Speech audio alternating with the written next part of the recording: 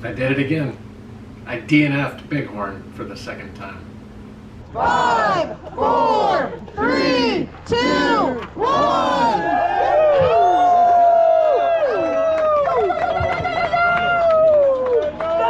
Good morning, guys. You got this. On the road again. Just keep waiting.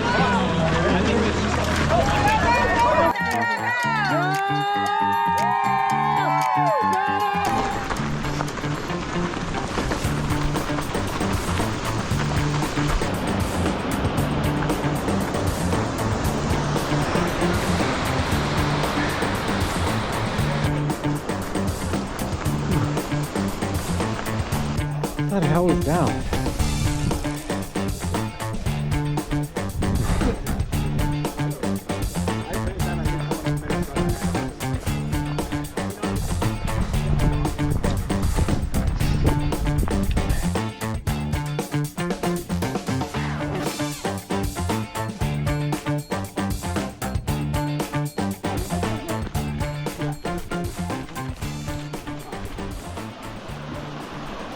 Oh, shoe sucker!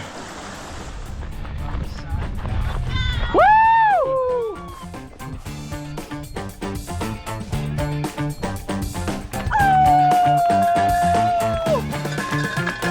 No walking, Todd. Let's go. Yeah, buddy. Yeah, what's up, buddy? Looking good. Looking good. We'll come with you. We'll come with you.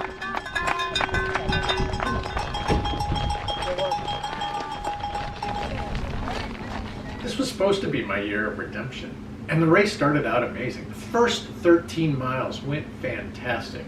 I was right on my nutrition plan, right on my hydration plan. I was even a little bit early in terms of timing. The beauty of this course is amazing.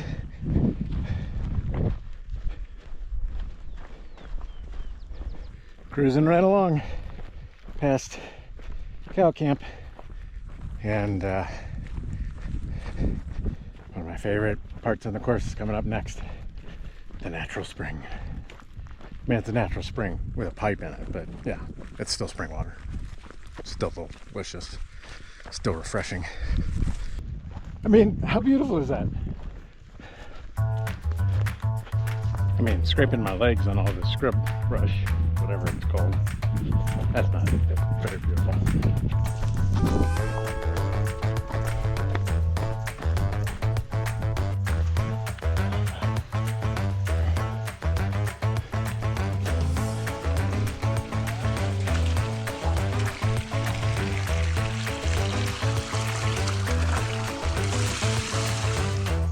Runner just passed me and I told him he was looking good, and he said it ebbs and flows, and I said, oh man, that is true. It is ebbing on me right now. About 2 miles ago, maybe 3 miles ago, I had to make an emergency stop for some diarrhea. Took some Imodium. I had a hard time eating anything. My stomach's really kind of messed up, but taking it slow, keep moving forward, see if I can get this fixed.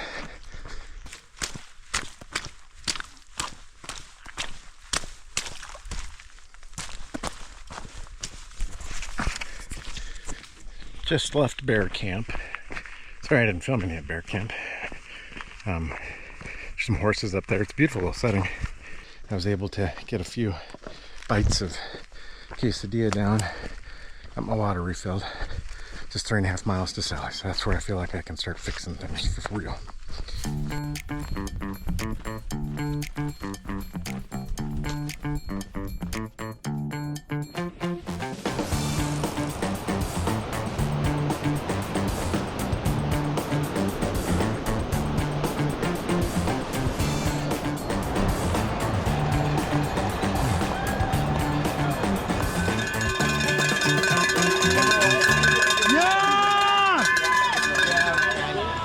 Coming into Sally's footbridge, I had a little bit of a stomach issue, but it was totally manageable. I still felt pretty solid and pretty strong, and the race was going well 30 miles in.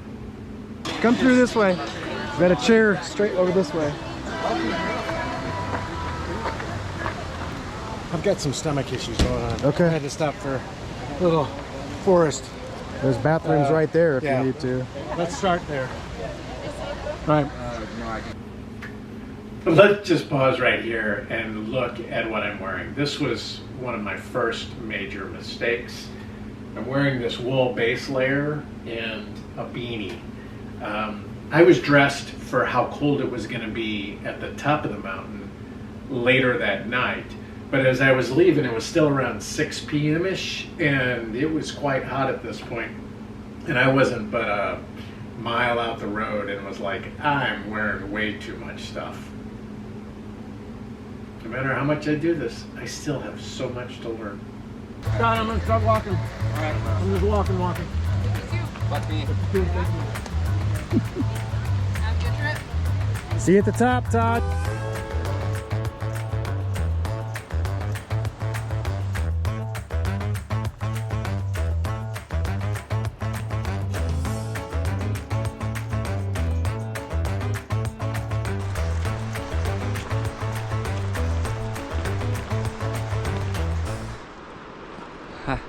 That's a view. Hey, picture time. Picture time. Leaky Mountain. We must be getting close, right?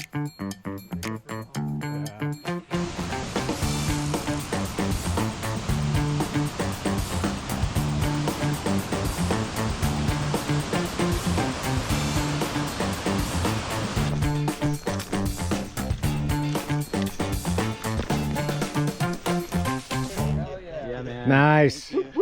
Thanks so much. Keep it up. As Scott, Gilbert, and I were heading up the mountain, we started to thin out a little bit, and Scott led the way. He was really feeling it and very motivated to get up to Jaws. It was getting dark and I didn't film much. When I got up to the sloppy part between Elk Camp and Jaws, I really started getting a little frustrated. But I kept moving and was feeling pretty good, all things considered. It was cool to see the video from our crews as they were up there staying warm and having some food to eat. And of course, by that time, I was dressed appropriately. Second big mistake I made was I decided to change my socks at Elk Camp on the way back down. This was such a time waster. There were still muddy parts after that. As Susie and I went on down farther, as the sun came up, she noticed that I was leaning in my running gait and said something to me. And from that point on, the lean just got worse and worse.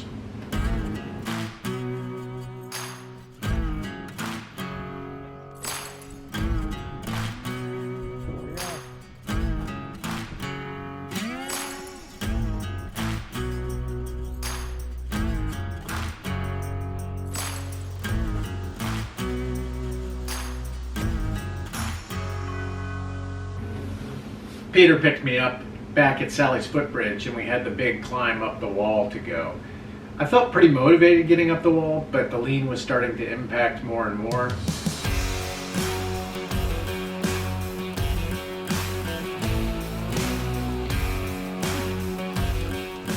As we were getting closer to Cow's Kern, I realized that as slow as we were going, we didn't have enough water to last us that whole journey. So I asked Peter to run ahead to get restocked on some water and just to see what our options were. It was clear at that point I wasn't going to be able to make it. When Peter took off to get up to the next aid station, another runner caught me, and he had a lean to him too. And so I said, "What's going on? You've got a lean." He said, "Yeah, I see you've got one there too." So Robert and I hobbled in best we could. Cow Camp, the aid station there, took great care of us, got us all rested. After we sat there for a little bit, I got loaded up into a side-by-side Polaris and driven the 6 miles up to Dry Fork where Susie was waiting. The aid station was already broken down. That was it. Race was over. I gotta say big thanks to Peter and Susie, who were my crew, and also thanks to all the friends that were there for the race.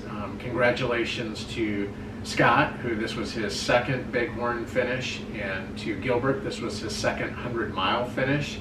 Very exciting to see both those guys do that. And Ted missed the cutoff at Dry Fork by 4 minutes, so tough into his race. You know, the old phrase about, other than that, how was the play, Mrs. Lincoln? Wasn't the results I was hoping for, but man, I had a fun time up there with friends. I learned a little bit more about my running. Got to figure out this runner's lean thing and see what I can do to get it right. And by golly, I'll be back next year. I'm going to finish this race.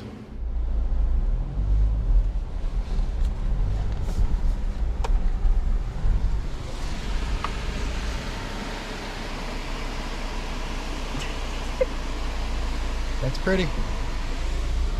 Pretty, pretty, pretty, pretty.